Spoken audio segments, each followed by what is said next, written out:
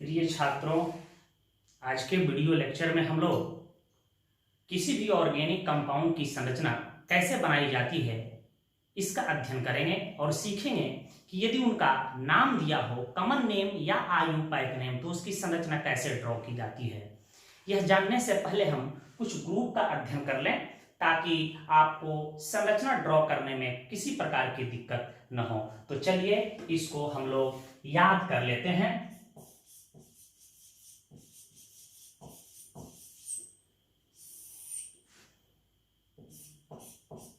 इसको कहते हैं फ्लोरो, FLUORO फ्लोरो। इसको कहते हैं क्लोरो, CHLORO क्लोरो।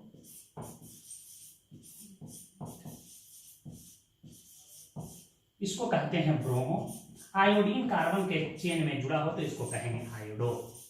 ध्यान रहे इसी को हम लोग एक शब्दों में हैलो ग्रुप के नाम से जानते हैं। हैलो ग्रुप के नाम से जानते हैं। इसको सिंपली हम लोग X से इंडिकेट करते हैं। यदि इसी प्रकार सिंगल बॉन्ड NO2 जुड़ा हो तो उसको हम लोग नाइट्रो ग्रुप कहते हैं। यह कार्बन के चेन में हमेशा ग्रुप के तौर पे इस्तेमाल किए जाते हैं, तो इसको आप लिख लीजिए। इसका प्रयोग हम लोग आगे करके देखते हैं।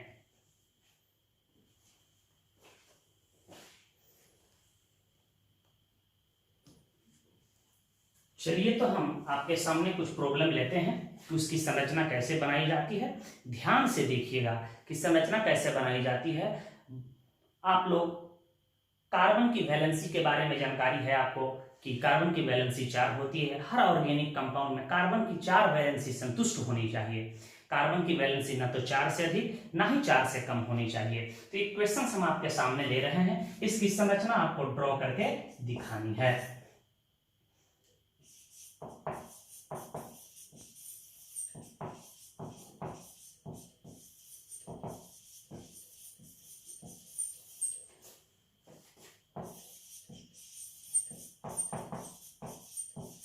थ्री इथाइल 2,2 डाइमिथाइल हेप्टेन कहे कि इसकी संरचना ड्रॉ करो, तो घबराने की थोड़ी सी भी जरूरत नहीं है। ध्यान दीजिएगा, सबसे पहले इसके नाम में देखा जाता है कि कौन सा वर्ड रूट इस्तेमाल किया गया है। तो नाम में बिल्कुल दिखाई दे रहा है कि यह हेप्ट वर्ड रूट इस्तेमाल किया गया है। हेप्ट का मतलब होता है 7 कार्बन। तो 7 कार्बन को सीधी श्रृंखला में सीधे हम लोग सजा लेंगे सिंगल बॉन्ड से।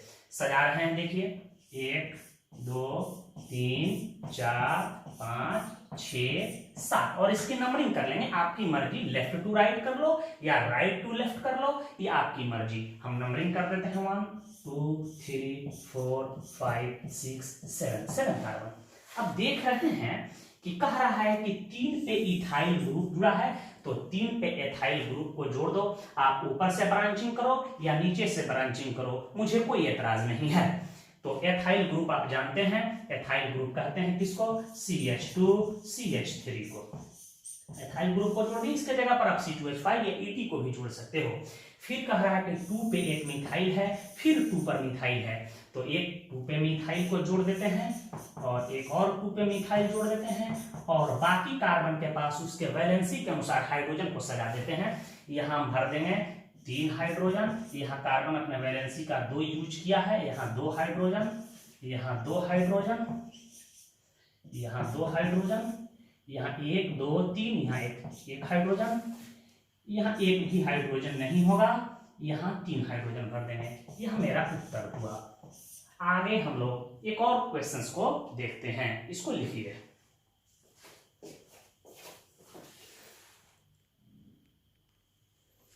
एक और प्रॉब्लम हम लोग लेते हैं। 2,4 ट्राइमेथाइल पेंटेन। पूरे दुनिया में इसी को आइसोऑक्टेन के नाम से जाना जाता है। कई बार कंपटीशन में आइसोऑक्टेन की संरचना बनाने के लिए पूछे जा चुके हैं। सारे लोग पढ़ के आए हैं कि सर सेकंड लास्ट कार्बन पे ब्रांचिंग हो तो उसे आइसो कहते हैं, लेकिन ऑक्टेन के स्थिति में यह रूल फेल करती है। आइसो ऑक्टेन की संरचना एक्सपेरिमेंटली डिटरमाइंड है। इसका आयुपाइक नेम 2,2,4 ट्राइमिथाइल हेप्टेन होता है। तो इसकी संरचना बनाने के लिए सबसे पहले हम लोग क्या करें, इसके नाम में देखते हैं कि वर्ड रूट क्या यूज किया गया है, pen.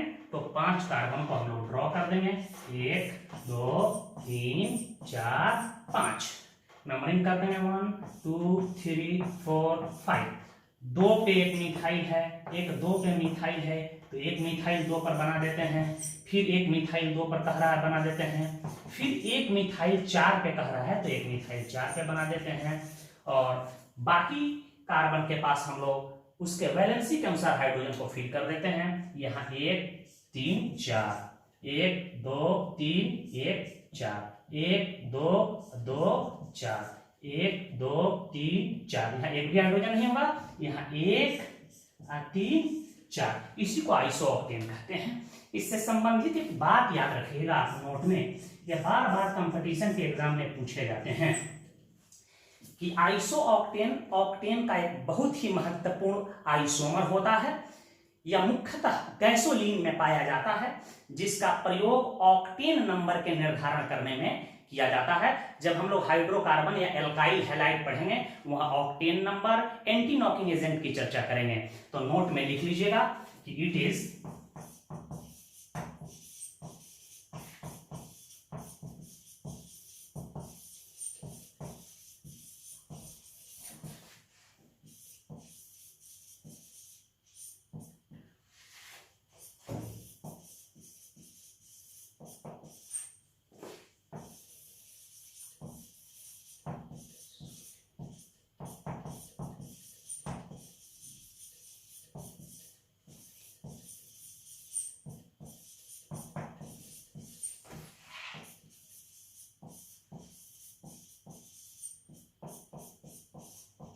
It is important isomer of octane found in gasoline. It is used to determine the octane number. इसका हिंदी हुआ कि यह एक ऑक्टेन का महत्वपूर्ण आइसोमर है जो गैसोलीन में मुख्यतः पाया जाता है। इसका प्रयोग ऑक्टेन नंबर के निर्धारण करने में किया जाता है। ऑक्टेन नंबर क्या है इसकी जानकारी हम लोग आगे करेंगे, इसको लिख डालिए।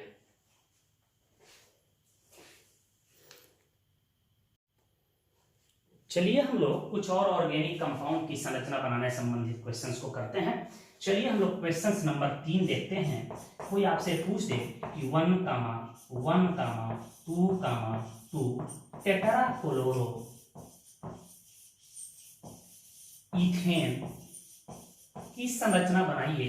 इसी को पूरे दुनिया में वेस्ट्रॉन के नाम से भी जाना जाता है, WESTRON, वेस्ट्रॉन के नाम से जाना जाता है। बहुत ही महत्वपूर्ण ऑर्गेनिक कंपाउंड है।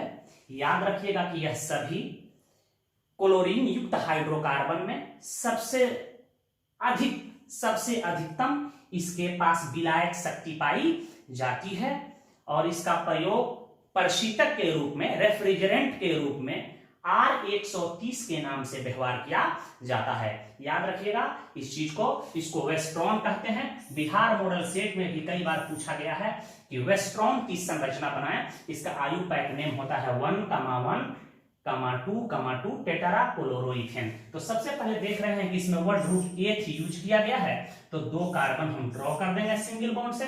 कार्बन की संख्या 1, कार्बन की संख्या 2।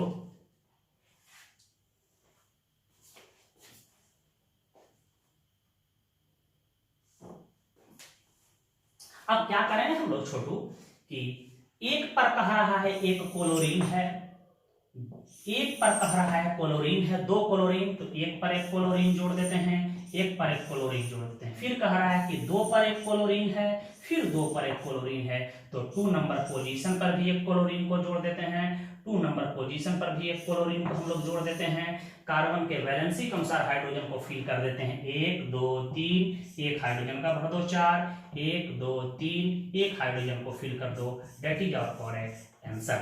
इसको वेस्ट्रॉन के नाम से जानते हैं। बहुत ही महत्वपूर्ण ऑर्गेनिक कंपाउंड है। इसका प्रयोग सॉल्वेंट के रूप में भी हम लोग करते हैं और जनरली रेफ्रिजरेंट के तौर पे इसका इस्तेमाल R130 के नाम से इसका व्यवहार किया जाता है। तो इसको बनाइए। एक क्वेश्चन और देखते हैं, उसके बाद हम आपको होमवर्क देंगे।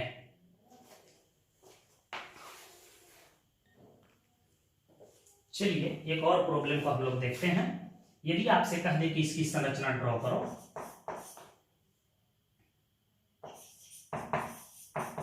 4 इथाइल, 4 आइसोप्रोपाइल, 4 आइसोप्रोपाइल ऑक्टेन। तो घबराने की जरूरत नहीं है। सबसे पहले हम लोग क्या करेंगे, नाम में देखते हैं कि कौन सा वर्ड ग्रुप इस्तेमाल किया गया, ऑक्ट। तो 8 कार्बन को हम लोग ड्रॉ कर लेंगे। 1 2 3 4 5 6 7 8 नंबरिंग कर लेंगे। 1 2 3 4 5 6 7 8। 4 नंबर पोजीशन पे एथाइल ग्रुप है, तो 4 नंबर पोजीशन पे आप एथाइल ग्रुप को जोड़ दो, CH2 CH3। 4 नंबर पोजीशन पे आइसोप्रोपाइल है, तो आपको पता है कि आइसोप्रोपाइल ग्रुप कहते हैं CH3 CH3 हाइफन को, डैश को। तो आइसोप्रोपाइल ग्रुप यही है, तो इस टर्मिनल को ही यहां अटैच करेंगे, ध्यान रहे। तो कैसे जोड़ेंगे इसको, ध्यान सुनिए। CH CH3 आइसोप्रोपाइल ग्रुप को मैंने जोड़ दिया। अब बचे हुए कार्बन के पास हाइड्रोजन उसके वैलेंसी के अनुसार भर देंगे। CH3 CH2 CH2 CH2 CH2 CH2 CH3। आप हाइड्रोजन यहां भी लिख सकते हैं। याद रहे इसको हम लोग कंडेंस स्ट्रक्चर फॉर्मूला कहते हैं।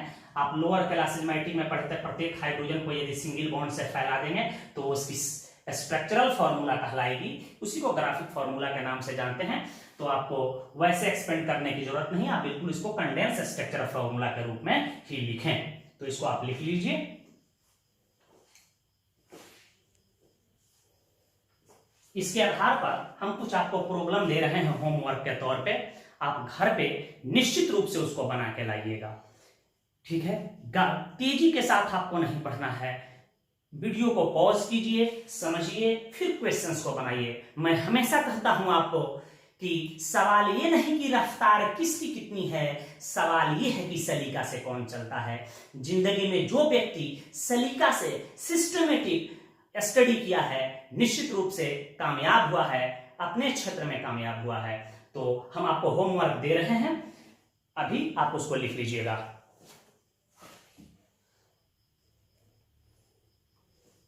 आप इस प्रॉब्लम को घर पे बना के लाइएगा। देखिए, ट्राइक्लोरोनाइट्रोमीथेन को ही क्लोरोपिक्रीन कहा जाता है।